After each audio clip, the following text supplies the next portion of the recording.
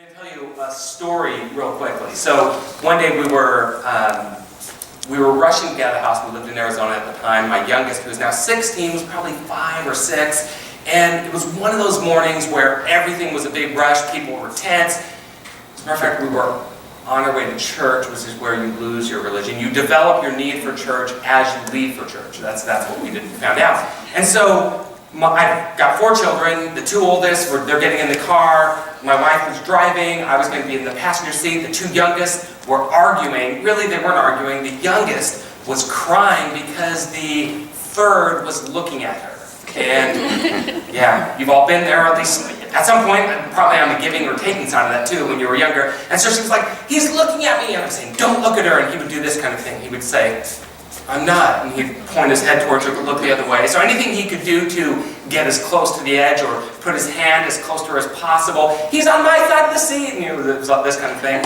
And we're getting in the car, and my oldest is turning around saying, Chris, I'm going to hit you. Leave her alone or I'm going to hit you. I'm saying, man, you can't hit her. And then my daughter, the older daughter, is saying, you're a jerk, stop being a jerk. And I go, don't call him a jerk. And Chris, don't look at her. Sarah, stop crying. This is kind of what was going on that morning. And we get in the car and we're driving on our way to church. My wife is silent, hands gripping the steering wheel. And I probably should have seen it coming. I know that those of you who have children have probably never yelled at your children ever. I totally get it. We're awful parents, we know this. And she suddenly says, shut up! And the car goes silent.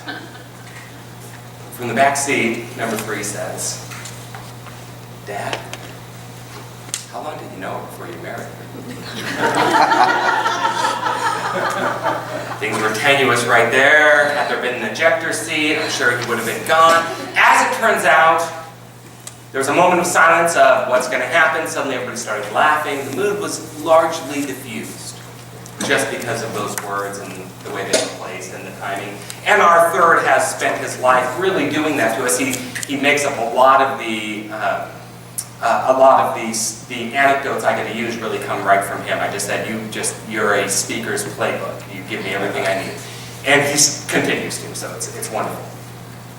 All that to say is a well-placed message at the right time can change the tone of a given situation, right?